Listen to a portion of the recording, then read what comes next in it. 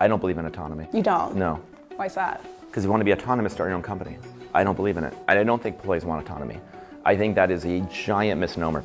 Do they want to have some element of autonomy of how they do their jobs? Yes. But I do not think that the vast majority of people are actually happier in a truly autonomous environment. Brian Chesky is the founder and CEO of the roughly $85 billion home sharing business, Airbnb. We weren't visionaries. What we were people that had an experience no one else had. The company has been around for nearly 20 years and has had its ups and downs, but Chesky remains adamant that he will overtake the hotel industry. I really had to evolve by empowering and enabling, which is totally different than doing. You have to go from doing it yourself to enabling everyone else to be able to do great work themselves. In 2025, the self-made billionaire plans to roll out the biggest updates to the business ever. I sat down to understand how he sees the industry, how he plans to take hotel market share, and his management philosophies behind being in founder mode.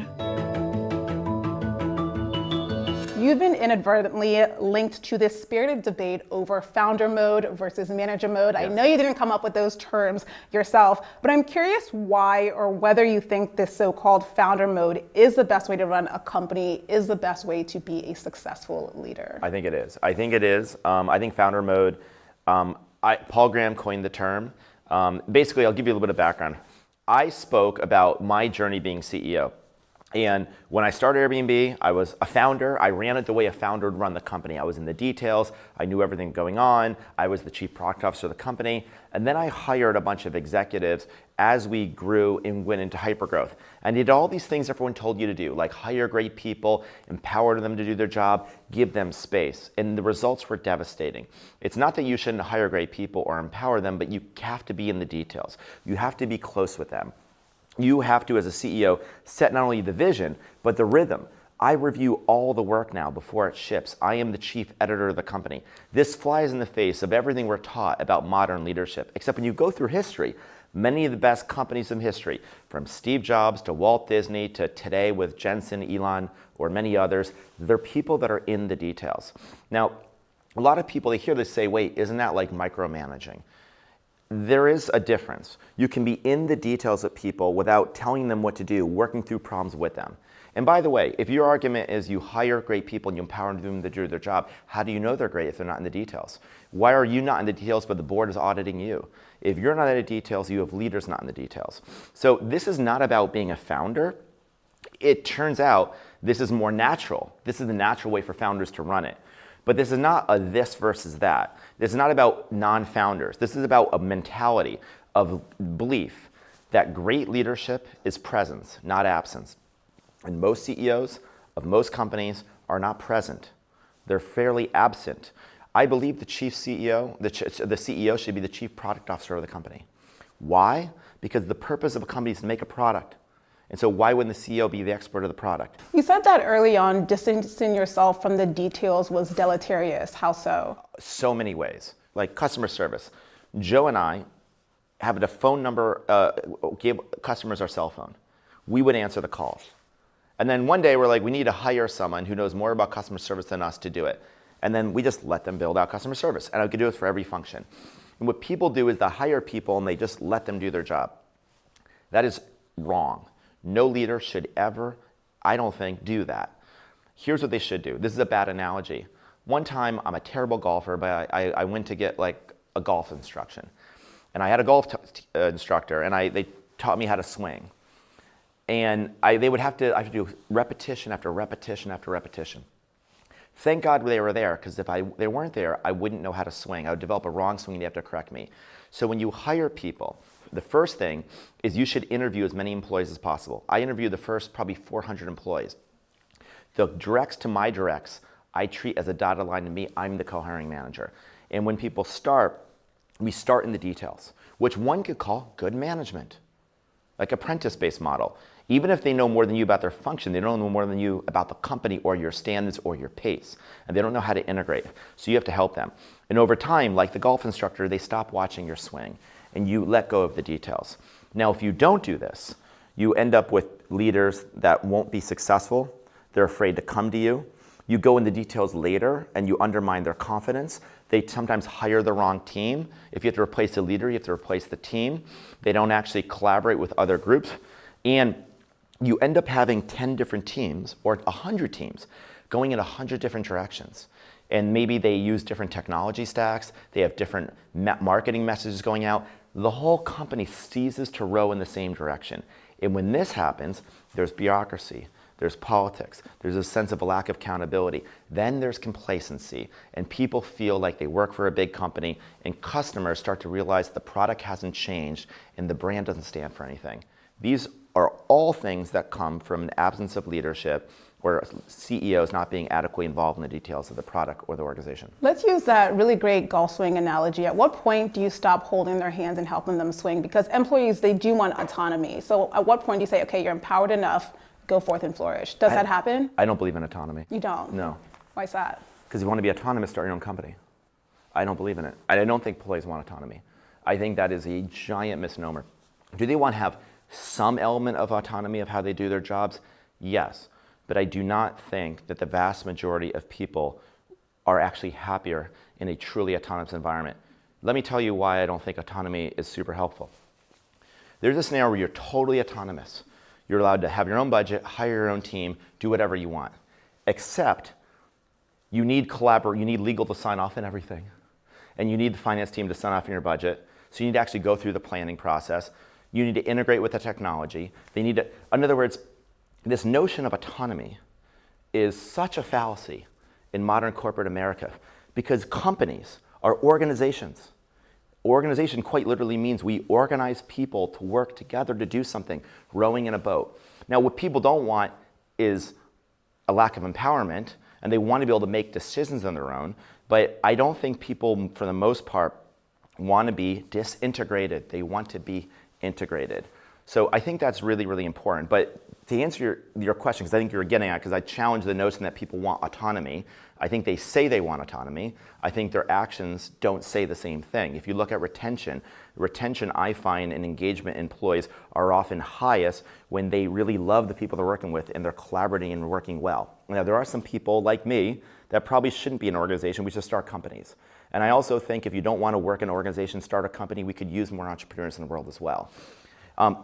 But yes, you let go over time. So let's say somebody's new, I'll meet with them weekly.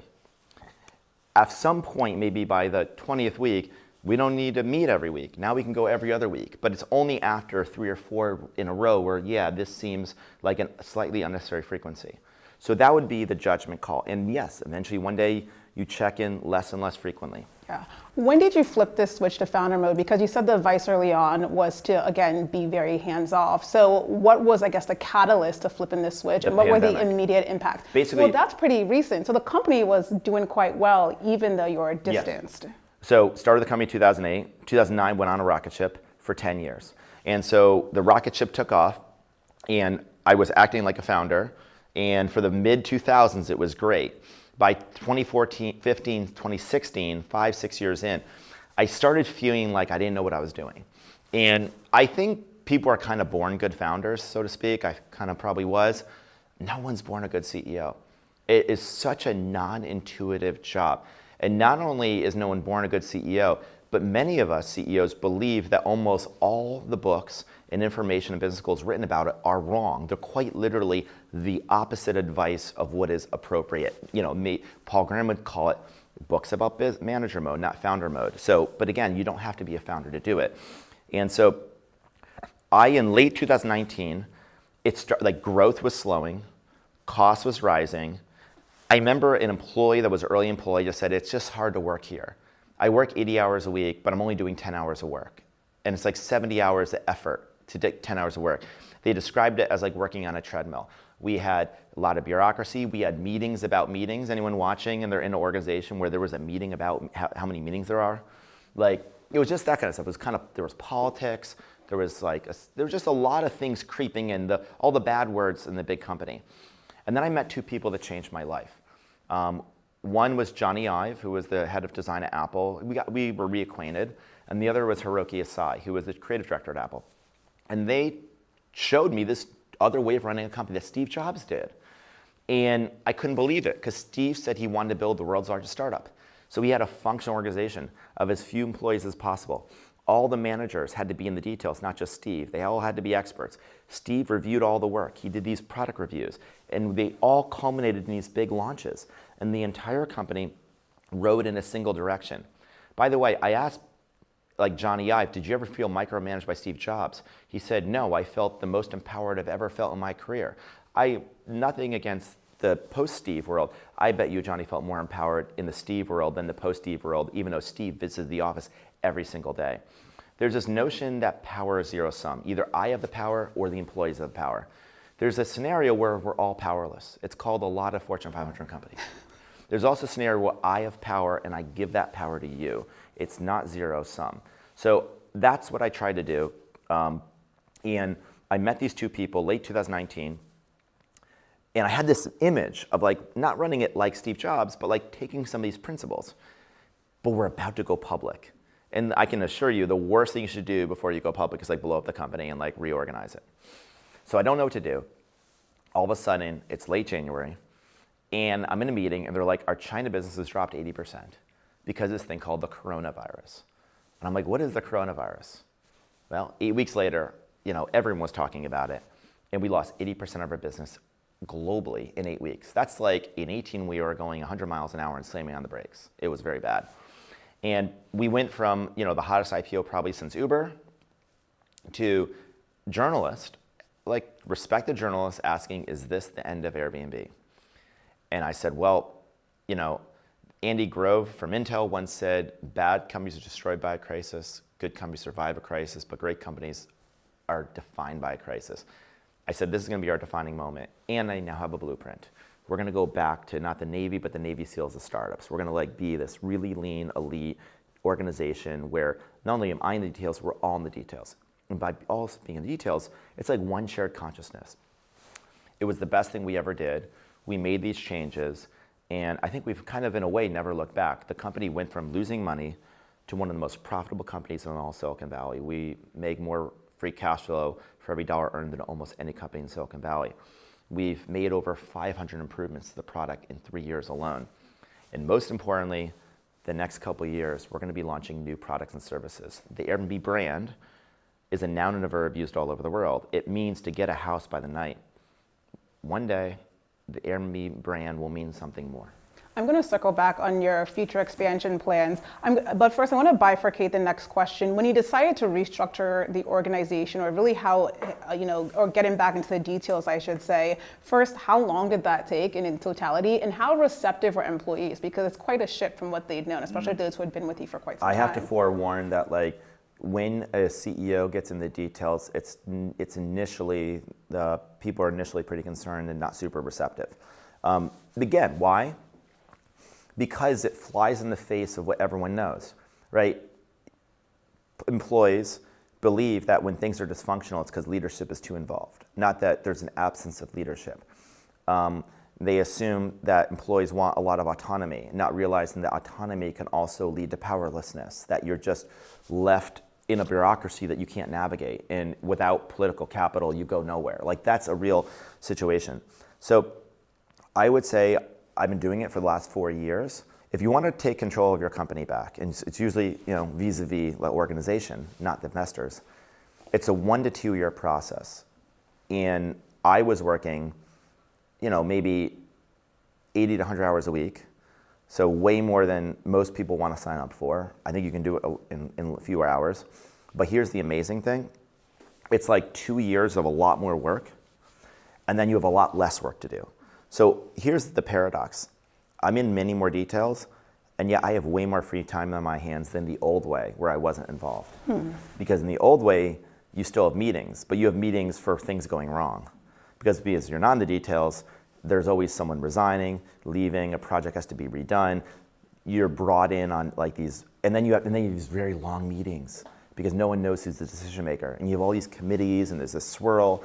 You have to sit through these really long presentations. And it's just a very inefficient way to run a company. So, are you meeting averse? Oh no, absolutely. No, the main way I get work done is meetings. I am averse to bad meetings. What's a bad meeting? A bad meeting is a meeting with too many people and there's only a few participants and a lot of spectators. If everyone's not talking, most meetings should have everyone contributing and talking, or the meeting should be smaller. Almost every company has too many people and they're afraid in the name of being inclusive to uninvite people, but that's not what inclusion is. That's a slippery slope. You need as few people in a meeting, not as many people. Every meeting needs a leader. The meeting needs an agenda. It needs to be prepared ahead of time. And it needs to be clear who the decision maker is. A lot of times there's no clear decision maker. There's a bunch of peers trying to agree. Peers can't agree quickly. So then you end up with this committee vibe where people just talk endlessly without making a decision. There has to be a sense of urgency and action. So I just think, I feel like there needs to be a manual, like how to run a company, and it's not business school case studies. It's got to be like, here's just a checklist of things to do. Because like for your job or other job, you become a doctor, you go to medical school, and they tell you the things to do, and you don't just have to figure it out.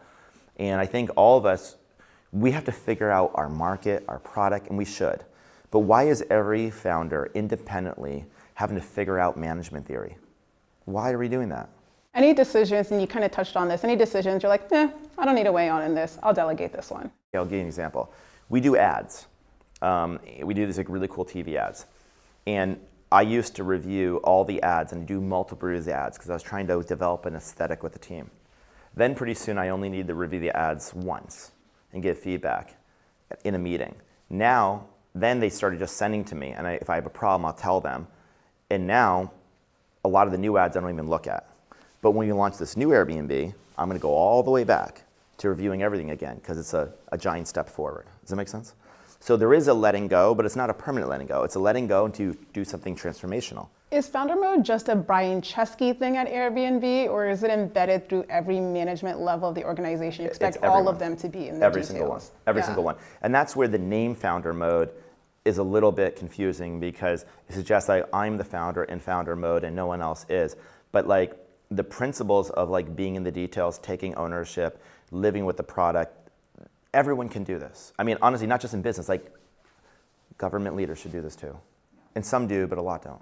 You've repeatedly said you've tried to emulate how Steve Jobs ran Apple. He had a predilection for hosting about 100 of the most important people at Apple, and those selected were hierarchy agnostic, right? Just overall, 100 top performers or the most important people. Would you ever replicate this at Airbnb? I did, and I do it twice a year. You do.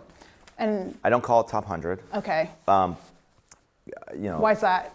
Well, I think top 100 quite literally means these are the most important 100 people in the company. And what I do is I have a thing, I call it the roadmap review. So here's something crazy we do that Steve Jobs didn't do.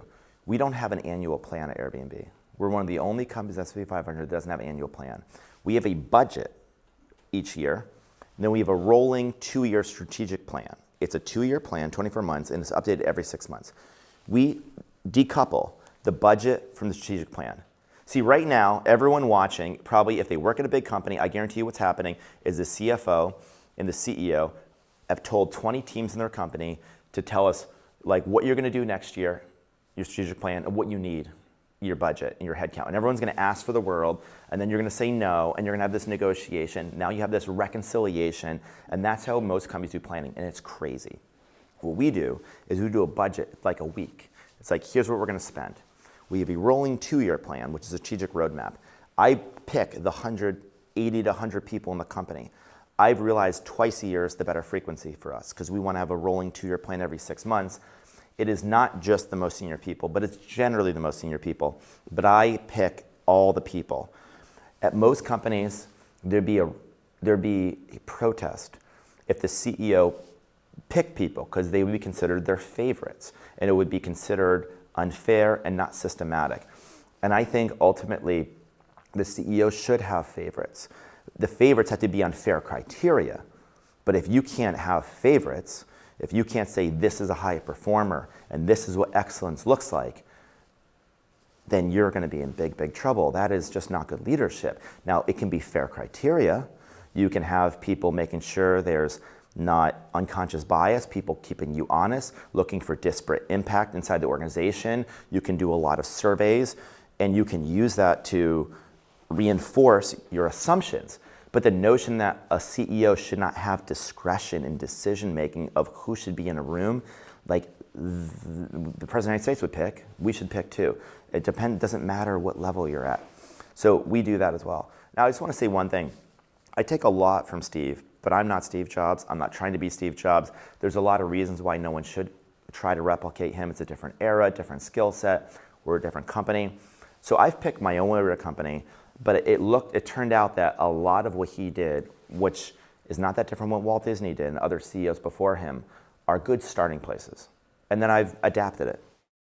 Who's your favorite at Airbnb right now? Favorite what? You said you pick favorites. Who's your number one? Oh, I have so many favorites.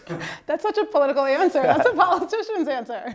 I mean, I don't even know if I have a single favorite. Like, I think of the company, we have 7,000 employees.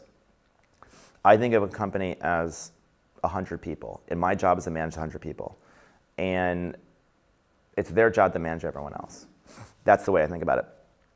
And so many of the people that I invite to roadmap review, and there are dozens and dozens of, I mean, the favorites, this is funny. My favorites are the people that I'm honestly, like, I'm texting. And your adorable dog, who's My your dog screensaver. on the home screen. So another thing I do Yeah. is I will text a lot of employees, and I'll call employees. If we want to talk, you know, a meeting is not the best way to do it. I don't do one-on-one meetings really, unless it's like somebody, I don't believe in one-on-ones. And almost no great CEO in history has ever done them. Very few. Like, you know, again, we can go down the list of CEOs who don't do Well, one-on-ones. why don't you? Almost every CEO did one-on-ones, and they realized that the one-on-one model is flawed. It's a recurring 1 hour one-on-one meeting where the employee owns the agenda. And what happens is, like, they often don't talk about the things you want to talk about. You become like their therapist, but more, you know, they're bringing you problems, but oftentimes they're bringing you problems that you want other people in the room to hear. In other words, there's very few times an employee should come to you one-on-one with other people. If they're concerned about something, if they're having a difficult time in their personal life, if they want to confide in something, they don't feel safe like telling a group, but that should be like infrequent. If that's happening frequently, that is a very ominous sign for your organization.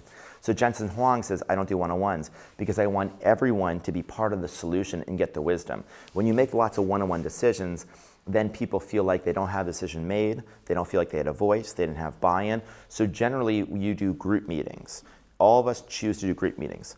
Now, there's a caveat. I do a lot of one-on-one calls and emails, and I'll call someone and say, hey, what's the status of this? Like, I think blah, blah, blah, blah, blah, blah, blah. But it's not a recurring meeting with them owning the agenda. It's me, when I need something, I'll call somebody. So I do meetings, they're recurring meetings, they're group meetings, everyone hears, there's notes taken. It's like very transparent what the topic was, what the decision made, who was in the room, who had input. So if the process was unfair in some way, I don't want to say unfair, inadequate, there's at least a record of the process and people can weigh in. And then there's really private communications, calls and texts that I'll do. And that's just partly relationship building, but that will be like a 6-minute call, not a half hour or 1 hour one-on-one where we sit together. So most CEOs that I know started with recurring one-on-ones. And we've kind of moved away from them because of the perils of them, and these are some of the reasons. What other conventional management wisdom, leadership wisdom have you found to be ill-advised and perhaps even damaging for leaders? Yes. Oh my God. Well, How long do we have? Yeah. So just so you know, when Paul Graham wrote Founder Mode, he never really said what it was, right? He said, like, he actually even said in the beginning of the essay, like, this isn't meant to describe the entire talk. So I wrote down, and I won't do it now, obviously for obvious reasons of time, but I wrote down, like, what is Founder Mode? And it was like, so far, a list of 116 things. I'll give you like just a couple, like Sure. out of 116. Here's one that I do that almost no one else does, but I think many of the great CEOs have.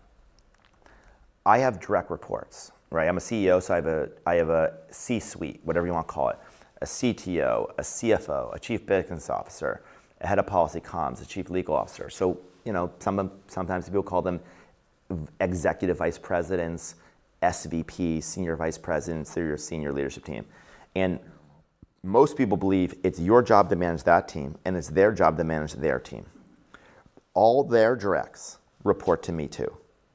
So the directs to my directs dual report to me. I am the co-hiring manager of all of them.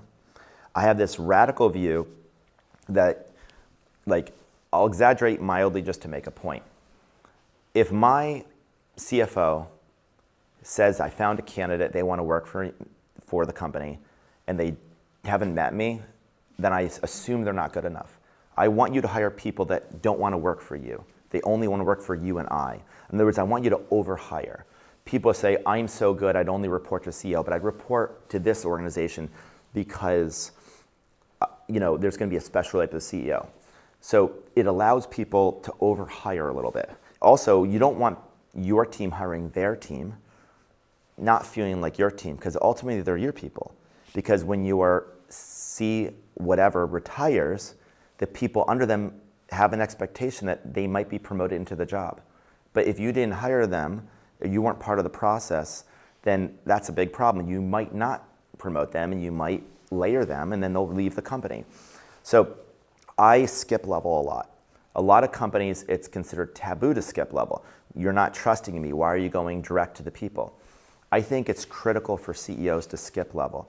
I think a CEO should have at least 30 to 50 people they're talking to very regularly below the executive team. It could be texts, it could be calls, it could be bumping in on the hallways, but you need to be in the details of the company, and you got to treat the directs to your directs as your directs. I think that's very critical. So, and again, I totally get if people disagree with this. Most people probably do. That's why they don't do it this way. But I do think at least is a good conversation to challenge all these conventions and say maybe there's just another way of doing it. Let's at least give it a try. And from a productivity standpoint, you found it to be beneficial. Okay, so paradoxical. Yeah. Everyone said this is going to be a bottleneck. You're reviewing everything, you're going to slow down development. It's massively sped up. Decisions don't swirl. At large companies, people wait for months and months and months for a decision to get made. Here, it just happens every week. Yeah. Sometimes every day, sometimes every hour. So decision making has sped up. The other thing people said is the really good people don't want to work like this. They want autonomy. It turns out, this is a subjective assessment, but engagement's up, employee turnover is down, and the best people are more retained than they used to be. The third thing, people said, the best people aren't going to want to work in this environment. It sounds like your job are too narrow. And yet, we've been hiring even more senior people in this type of organization. Because when they hear it, it really resonates with them. They're like, wow, I feel like I don't have to spend most of my time being like a bureaucrat. I can actually do great work all day, every day. And even though my role sounds narrow, it's a very strategic role. And I actually can weigh on everything in the company because we're so collaborative. So a lot of it's like paradoxical in a sense. It's like counterintuitive. And maybe that's the biggest lesson of all. That great CEOs and leaders aren't born, and a lot of leadership is counterintuitive. Talk to me about your next phase of growth, starting with your newly minted co-host network. Yeah. So Airbnb is a great way to make money by essentially putting your home on Airbnb. And you can make tens of thousands of dollars a year with an asset that you're already paying for.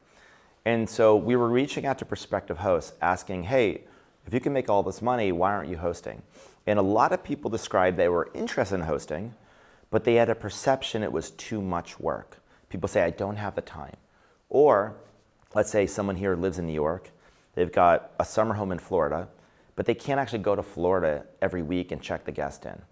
And so we thought, what if we built a marketplace, a network, where we match people with homes that don't have time with hosts that have time, but they don't have homes or they have room to operate more homes.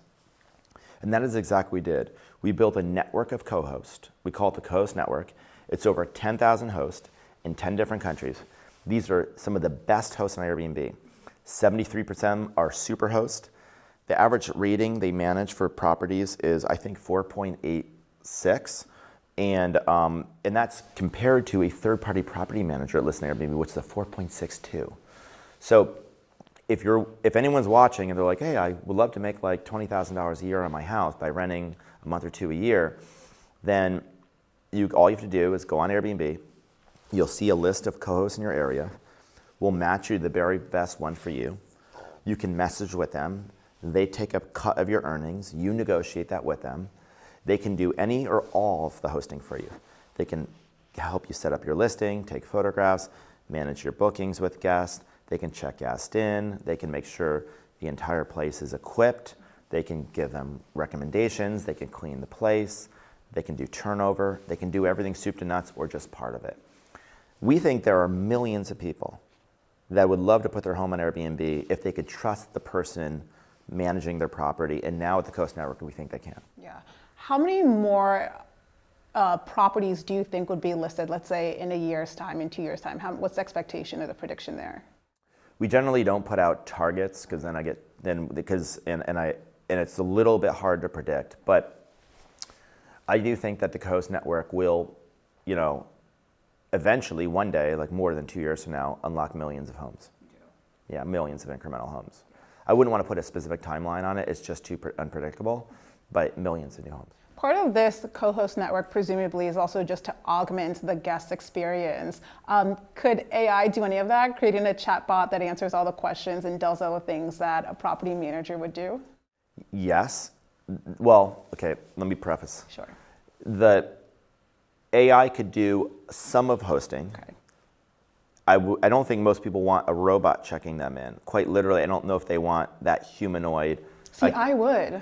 I could avoid all human interaction. So if that's the vacation you want, then that would be available. Sure. Most people want would you want to go to a restaurant with only robots serving you? I would. Okay. I think you're a niche.